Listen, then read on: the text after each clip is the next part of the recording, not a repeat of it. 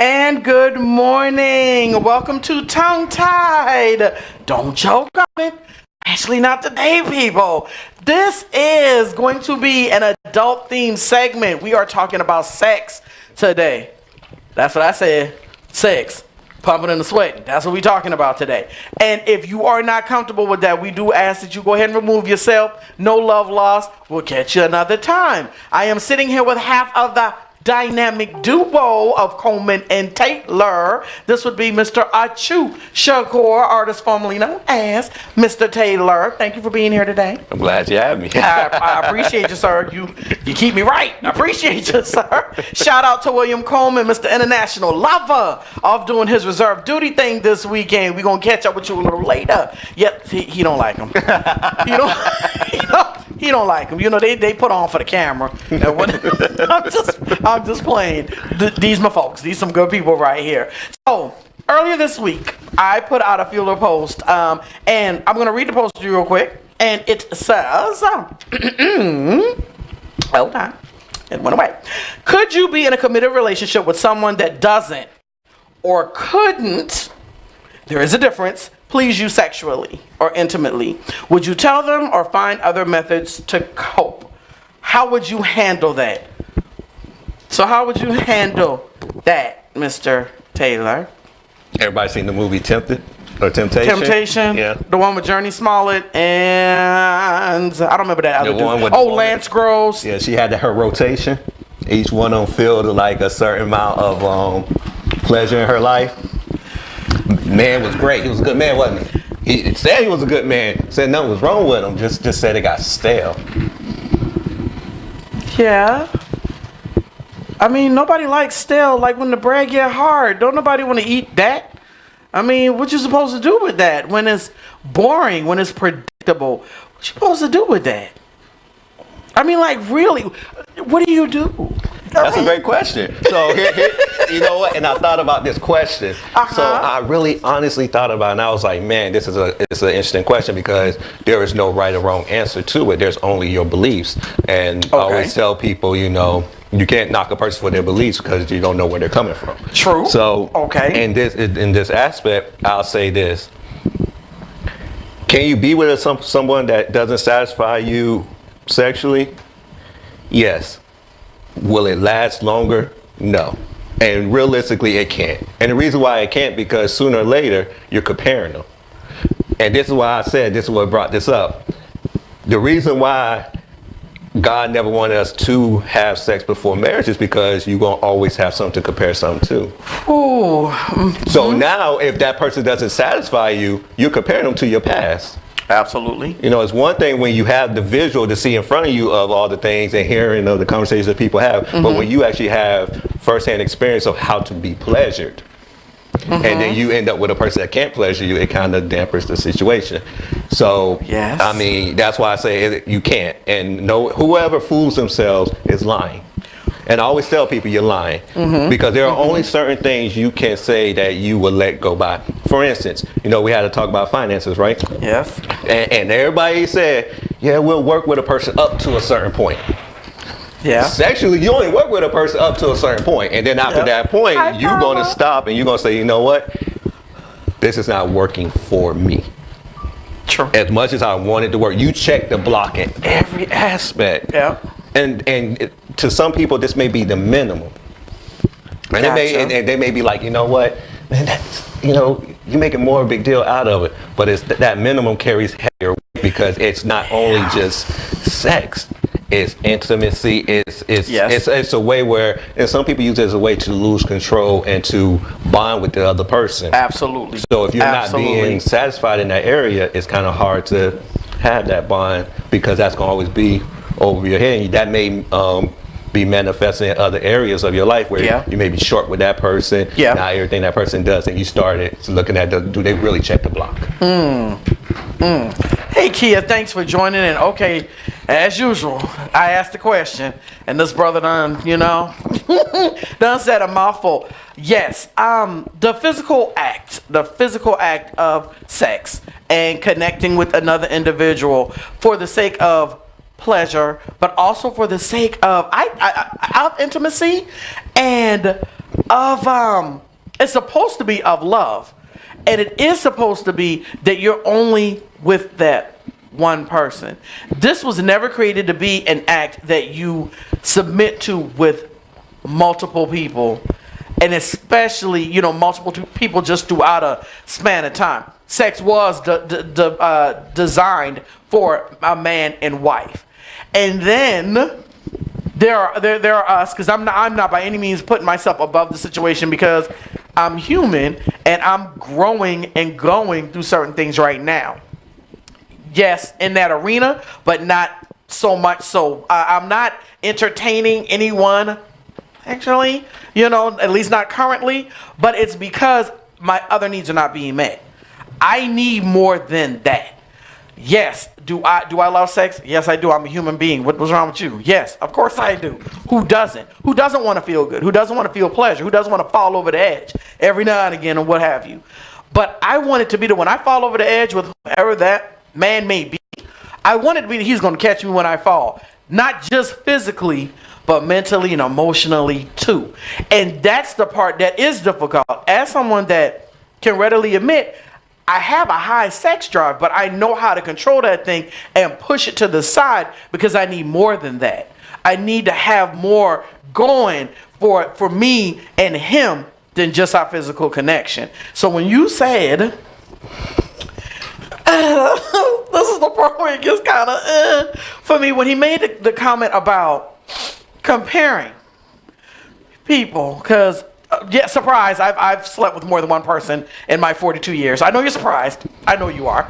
But you tend to remember who freaked you better than the last one. You tend to remember who had you like calling for your mama. Like, I had one that I literally called my mama like an hour later. I was like, Mama, can I talk to you about something? Because I had never in my life experienced anything like that. But I also remember having to call my mama, crying when that man forgot to tell me he had a wife in another state. Yeah. You see where I'm going with this? We don't do our due diligence. We don't know who we're dealing with. We're so quick to get to that. And then we find out after the fact who we're really fooling with. And by then, that baby done touched your soul. Like literally and figuratively. He done literally tapped your soul. Females know where I'm going with that.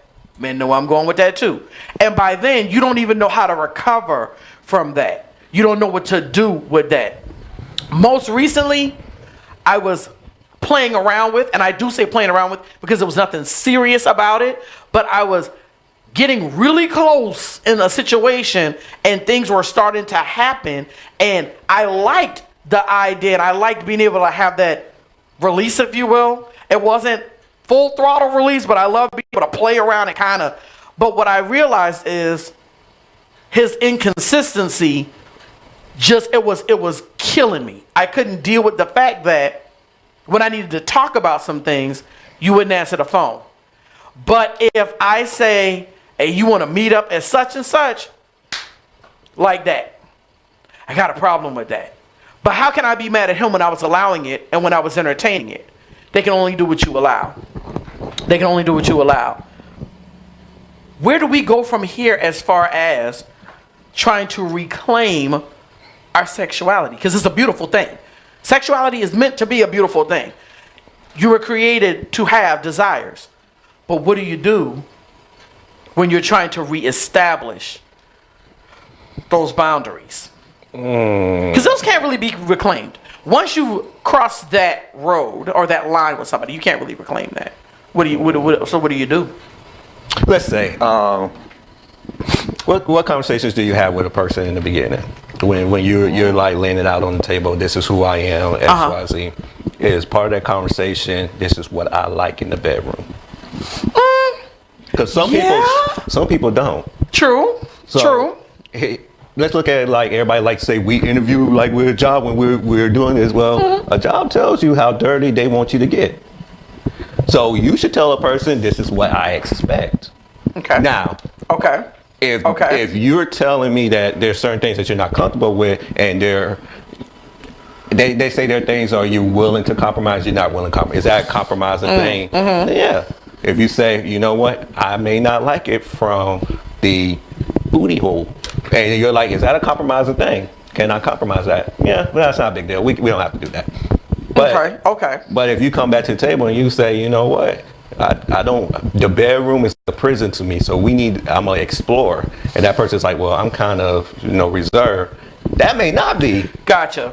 But sometimes what we do, and this goes back to other conversations we had, what we do is we feel as though we can change that person. Especially if they check blocks. Yeah. So we're like, you know what? In the beginning, we're like, you know what? I'm willing to compromise in that area. And realistically, you're only saying that because you're saying I can change this person. Well, if a person is into missionary and they've been missionary all their life, chances are they're not going to change. Yeah. You may get flipped over one time and then go back to missionary and things like that. And for men, you may get it on top and then you go back to on the back and then that's it. Yeah. And you have to ask yourself, is that enough? Because 2-3 years down the line in your marriage, you can't come in the door one day and say you're tired of it. Wow. Because you accepted it. Wow. Mm-hmm. And once you accepted those terms, it's no longer that person's fault. Ooh. And that's why I think a lot of the problem come in, that we want to blame them for something that we have accepted. If you've been with that person intimately and nothing has changed before y'all got married, what makes you think it's going to change after the marriage? Okay. If I may answer that, I think what some of us tend to think, males and females, that because now you don't put a ring on it, now that you've made it official, that now that means, okay, even though they told you, they lined it out, they told you what they was not fit to do, but you thought, we done paid all this money, we done got the cake, oh yeah, all these people here. Oh, man. Even the night of the wedding itself was a beautiful night because it was a love-making night. Yes. But here's the thing. You're getting into the point where you're like, hey, you know what? Now it's time for you to change. Why would that person change when you may be the best they ever had? Wow. See, wow. We're always like this from our standpoint. We're like, you know what? You was all right, but I thought it would get better. They're looking at it like you already at the pinnacle. Oh goodness, yeah. That's another place where it gets tough because, like you just said, for you, that person, you kind of like, man, I remember when so and so used to pin me up against the wall, baby, and he right here just laying, he went caressing my face and gazing into my eyes. I need to be body slammed, and I don't know. And then you start wrestling with those thoughts, and you don't know what to do. And no, I'm not really speaking from experience, but I can imagine, if you will, how that must be. I mean, like, seriously, how do you approach it? Is there a way to approach it with, even though you knew what the rules were, can we talk about it? Can I go to and I'm speaking prophetically to my husband because I know he coming, I know Jesus got one for me, but can I go to my husband and say, baby, I love you, mwah, you're so beautiful, you're so precious, but I really want us to try something different. I should be able to. Yeah, I mean, but that has to be established in the beginning. And one thing, like I tell people, you can't put a roof on an empty lot. In other words, there has to be a foundation, it has to be walls, it has to be, so you can't automatically say we're going to put a roof on this empty lot and call it a home. So you can't automatically think that you could just jump into, let's go to the sex store and get it on, when you have to build that person up. You have to feel like what they're comfortable with, but also you have to ask yourself why they're not comfortable with it, because this goes back into, there may have been a traumatizing experience in their lives that may got them in that point, or they may not know because they're not exposed to certain things. And then you have some people which, may fall into the category, they may be too freaky. So you may got a person that may be too wild and experimental to the point that you're like, whoa, let's slow this down. I did not scared you. Now you feel like you need prayer. Right. Hi, Helen. Thanks for joining. It's all in the greatest thing about sex and intimacy that separates it from rape and sexual harassment is the fact that the other person's enjoying it too. And that's why you have to keep it. And you have to keep that level of respect with that other person, because if they're not enjoying it, because you may get in a situation where that person may be doing it just to be doing it to please you, and you never want that because they're not enjoying it. Because they're not enjoying it. Wow. Love it. Love that. Gosh, yeah. Yeah, because it is. It's supposed to be a mutual experience. It's supposed to be mutually, beneficial. You're supposed to both be enjoying it. Not just him pleasing you or you pleasing him or, vice versa. Right. I'm speaking from a female point of view, obviously. So, I got another question. Okay. Now, we kind of talked about, kind of opened it up, got it going. Y'all start talking to me here, Facebook Live. Talk to us. Lend your thoughts, please. We are talking about sex in relationships. Now, my question is this. Now, you kind of touched on it. Okay.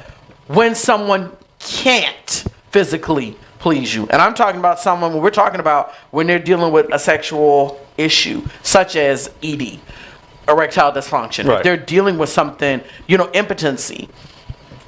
What are your thoughts on that? Because from a woman's point of view, and this is just me being completely honest, I know that what I require sexually, I know that I do need somebody that I feel that can please me. I don't want to lie to myself and say, oh no, baby, it's no big deal. It is a big deal. It is a big deal. And I feel like if I'm not honest about that, I'm doing myself a disservice and I'm doing him a disservice. No, because women lie. Because we don't want to hurt. Because you get caught up in that situation where you lie and you're not being honest. That's a good, honest thing. It means it's important to you. Yeah. And they want to be like, oh, I'm so wholesome, it's not important. Stop that line. If you like to be bent over the table, tell me. Yeah. How was I supposed to know? Because they don't read minds, and that's where we as women do mess up on that a lot. I'm not saying guys don't do it, so for y'all start that. But I am saying that we as women, we sometimes think, well, he's a man, he should know. I've heard women say that. Hell, I've said it before, and that's not how this works. That's not how. Open your mouth. Closed mouth don't get fed. It don't get other things neither. You gotta open. Yeah, you gotta open your mouth. You gotta say something. Yeah, you do. You gotta speak on it.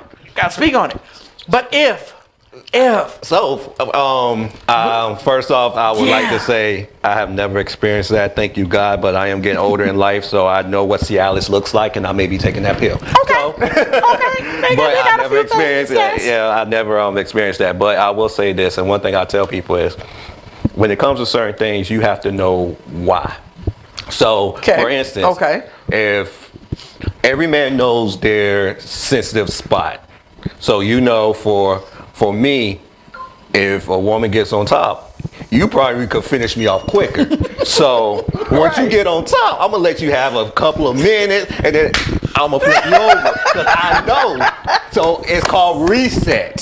So I flip you over, I'm pulling out. You thinking, oh my God, this is an amazing thing. I'm pulling out, I'm resetting. So I just got more time on the clock, so I'm about to get back in. But that's coming with knowledge of knowing, and it comes with age, and it comes with understanding who you are. If you're experiencing, certain things, it might be a change of diet. And I tell people sometimes you gotta change your diet because diet does help. You can't just eat certain things. It does affect you around. So you gotta start learning who you are. And then if it is to a point that you may need to seek a doctor, you have to own it.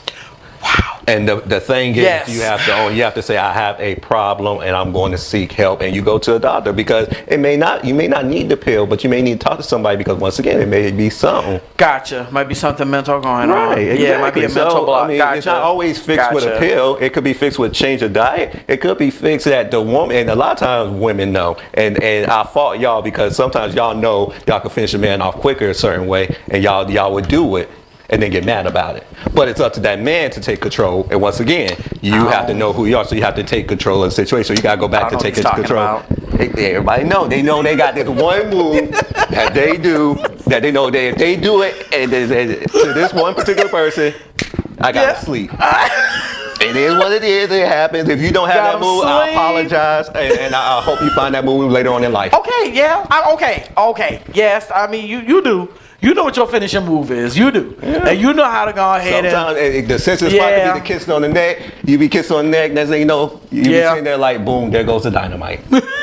That's when they start kissing on your neck, you grab them, you pull them down. They're like, oh my God, this is amazing. You're like, I'm resetting. You don't know that yet, but I am resetting. I am taking control of this situation. Yes. I love Angie's comment. I gotta share this. Your body language gives off energy during sex to let your partner know whether you're enjoying it or not. Most men don't pay attention during sex though. Now look, for my super transparent moment of the day, she ain't lying.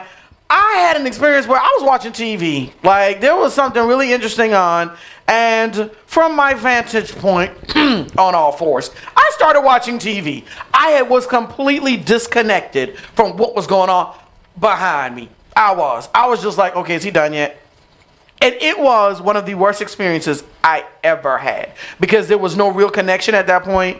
There was no what's the word I'm looking for? Like, I didn't get a kiss on the, back of my neck, on the base of my spine. I got nothing at that moment. I'm just sitting there and I'm just like literally had my hand propped looking at TV while he's back, and I'm like, okay, is he done yet? And when he was done, I was just like, okay, this was pointless. I could have been reading my book right now. Hell, I forgot to write in my journal. I need to go to the store and get some more of that sausage I like. Like, really? That was my thoughts. When it should have been more so of, yeah, please keep doing what you're doing because that feels so good. Not. It was, and like, seriously, for me, it was a blow to me. It was a blow to me, and I'll tell you why. Because I felt like he may have been disengaged at that point, and only at that moment being completely and literally booty motivated and getting his, because he didn't really care about me. And I thought that this was someone that we had this kind of connection with.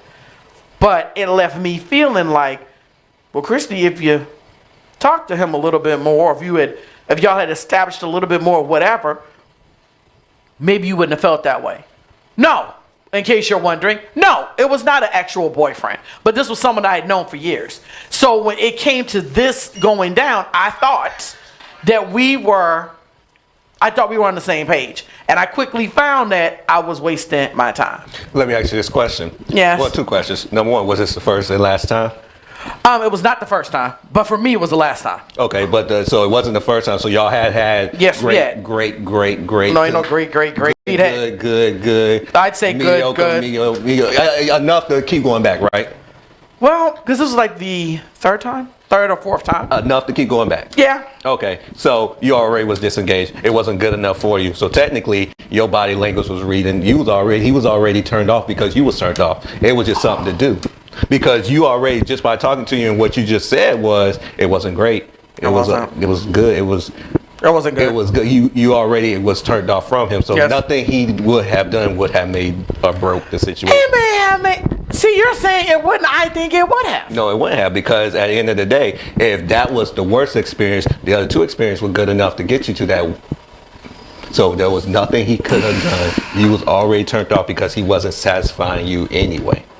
The truth is, it was something to do. It occupied from 6 to 7. And then, you went on with your life. Yeah, I definitely went on with my life. So it saw him again, and then I spoke, and I kept it moving. But here's the thing, I always ask people, if it's not a one-night stand, and if it's somebody that you feel like y'all have a connection with, do you have that talk with them afterwards and say, well, okay, what was your thoughts on what just happened? See where their mind was. I don't like doing that. Why? We talking about everything else? Okay, true. I don't like doing that because I feel like sometimes, as a woman, that if you ask that kind of question, the male thinks you're trying to put a clamp on them. That just because something physical went down, if it was a one-night stand type of situation, and that if you ask those types of questions, that they're already that they're going to be standoffish because they think that you're already like, okay, yeah, we just had sex, but that doesn't mean I want a relationship with you. No, it all depends on the approach, and then it depends on the man. Some people, men or women, have different types, but you have to have that conversation with them because, number one, if it was a bad experience, there's maybe a reason why. Because despite what we think, there's certain times that are better for sex for certain people. True enough. Some people, they can do things during the day, but they may be better at night.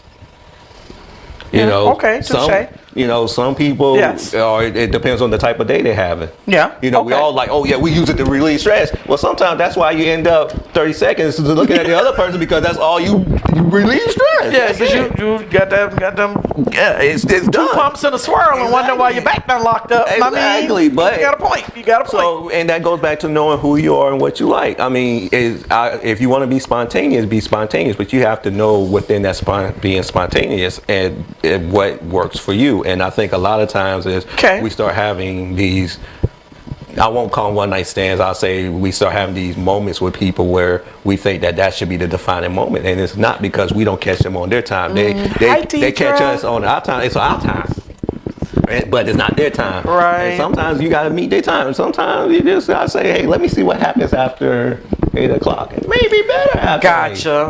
Gotcha. Okay. So let me go back to my comments on my post. I did touch on earlier, for those of you that just joining in. Oh, hold on. I like to ask, how was it? Did you? Okay, Karma. Okay. I like to ask, how was it? Did you enjoy yourself? Okay. Now, I like that. If I may interject, sometimes I don't have to ask the question because I know what's going on in the midst. When Angie mentioned body language, and for me, body language and audible conversation, if you will, lets you know how things are going. Just like you, unfortunately, I didn't want to hear it, but just like you said that he knew that I was not. And and like you said audible. So you're saying that as long as you know, a woman is talking and you know, they're saying, yes. What if I told you there are some women who fake that? No, that don't do that and still enjoy it because they really? Yeah. And they can hold it. I'm sorry. Is any of y'all out here that can do that? I'm sorry. There's some, but like he hitting it right and you're quiet, like you make no. Are you serious right now? There are some women out there. I have had conversations with women where they don't believe in being vocal.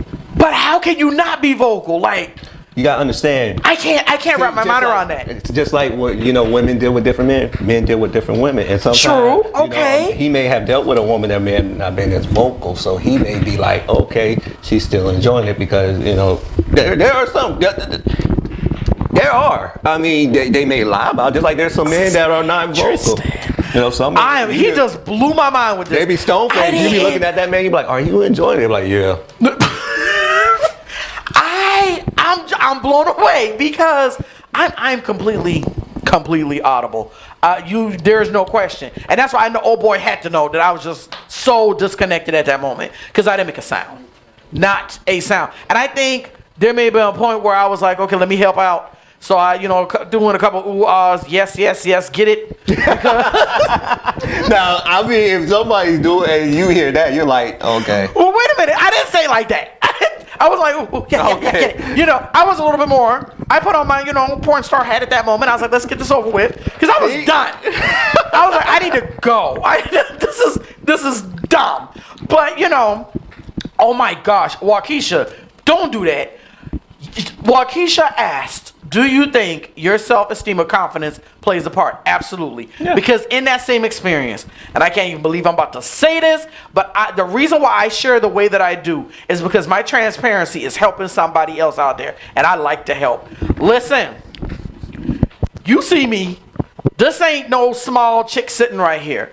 And I've never been this size before. So for me, I can admit that in that moment, yes, I remember the thought crossing my mind.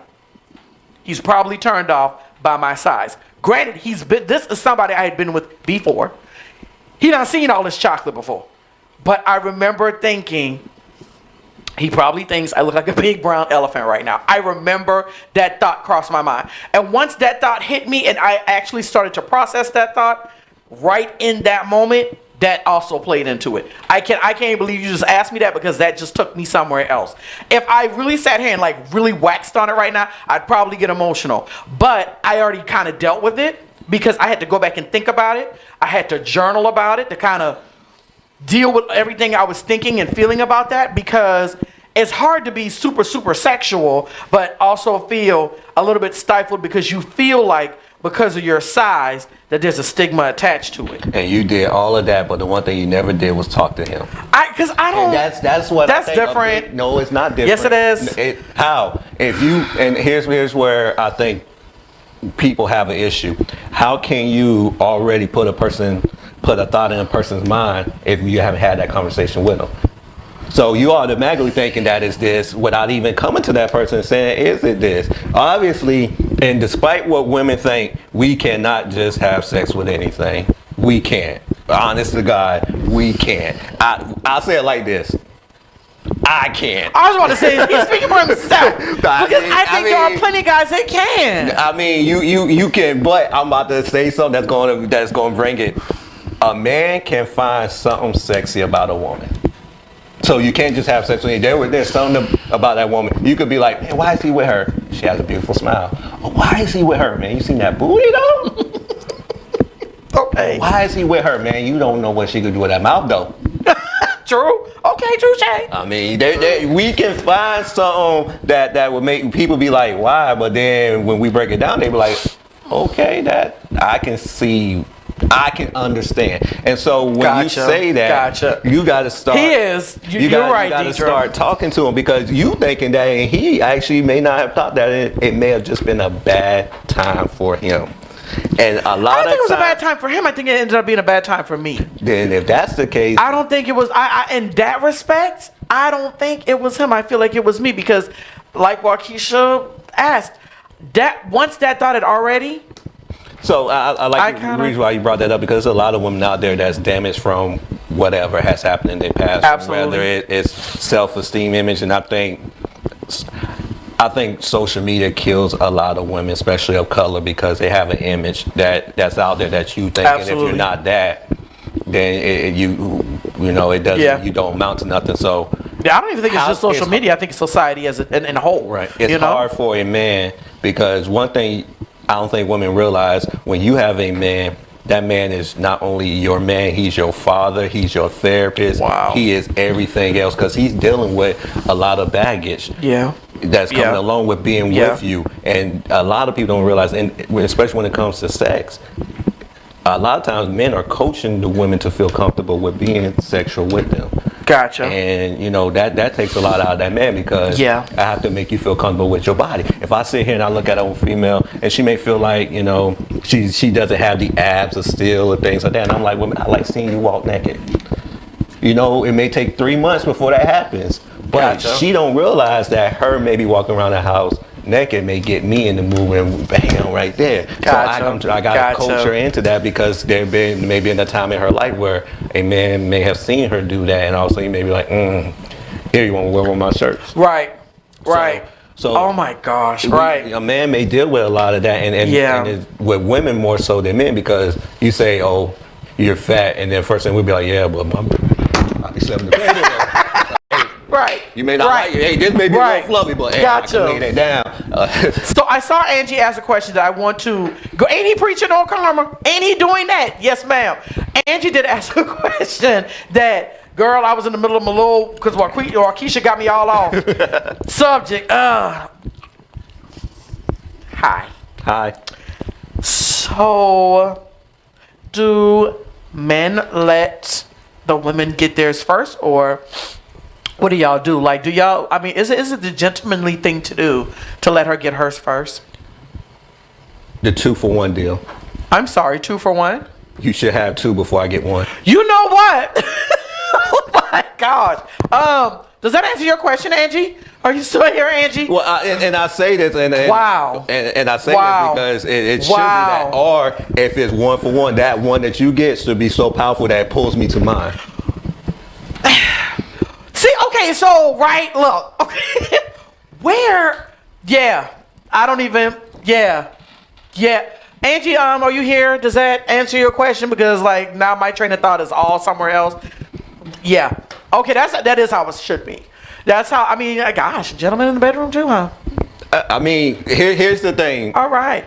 Yes, Tara. Hey, baby. Yes. Now, has it been time? I'll tell anybody. Has it been times that you don't meet that expectation? Of course. Yeah. I'll be the first to admit. Yeah. See, everybody want to be transparent. I'll be the first to admit. And this is how I learned my situation. I had a situation where got on top. 12 seconds later, I'm looking at. You did not say 12 seconds. Like, okay, so you hungry? I'm sorry. I didn't know. Right. You have something that I have never experienced before, and I apologize. Gotcha. But I promise you it will never happen again. And it never happened again. And it never happened again. And to be honest with you, that's in whenever I'm intimate or being with a woman, that's actually in my back of my mind.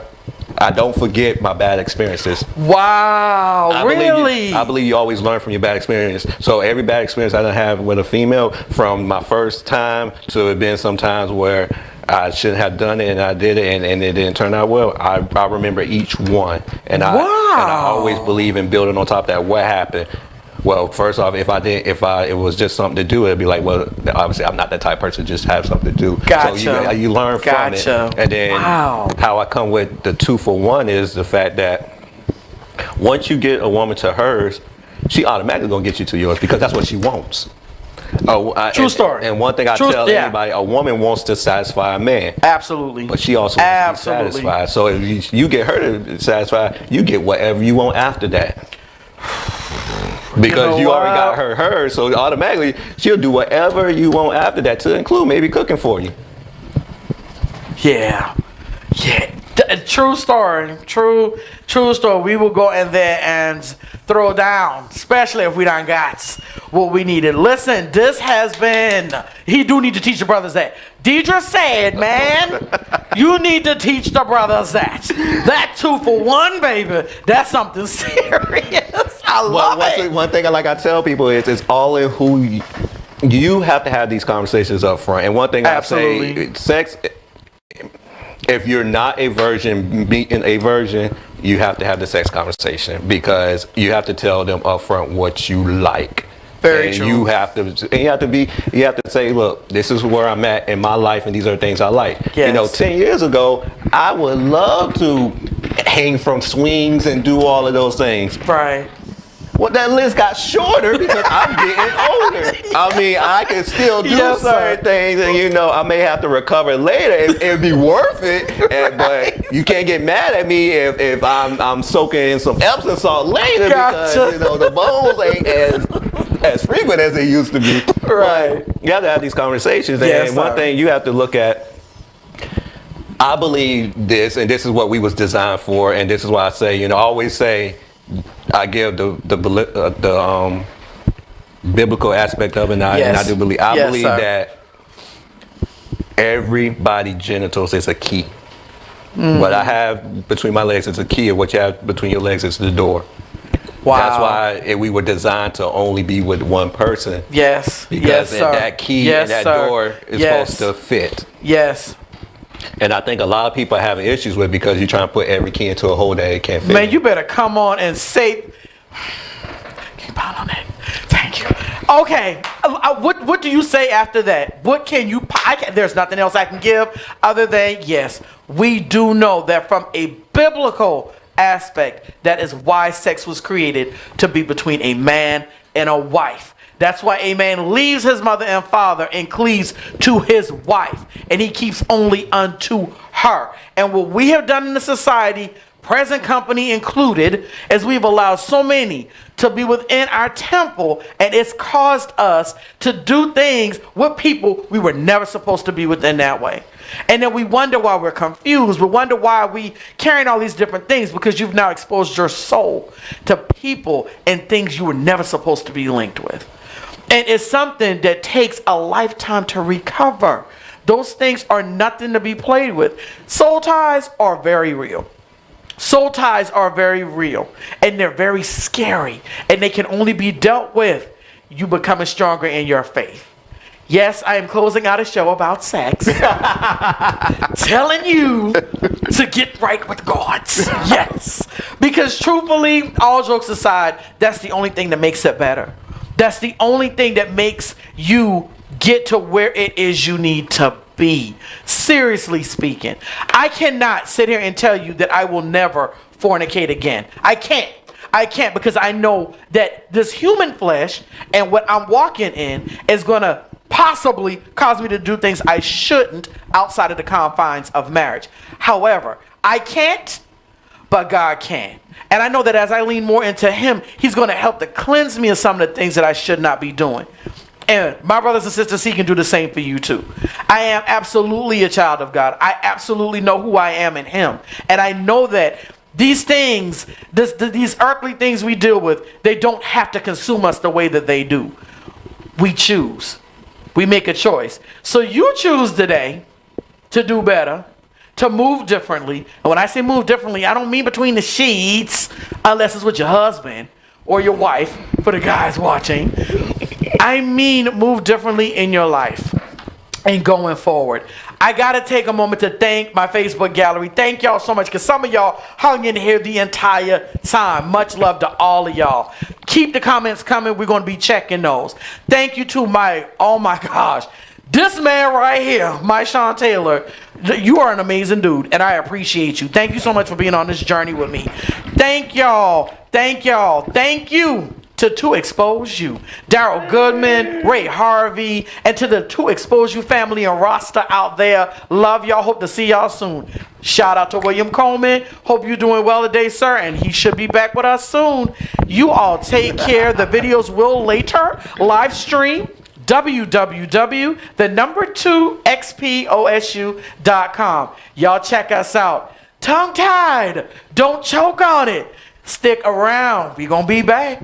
If you want to find him, I tag him. Chew Shakur can be found on Facebook. Look him up. This brother is deep. Y'all should follow him on the gram too, because he posts really powerful memes and posts throughout the day. Like, seriously, you want to get your day started right? You need to check him out. Seriously. I'm so serious. I choose Shakur.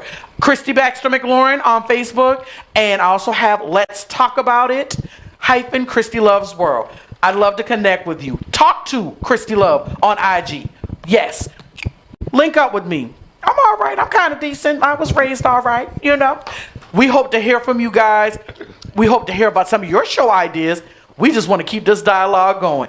Y'all be good out there. We thank y'all. We appreciate y'all. We love y'all. We out.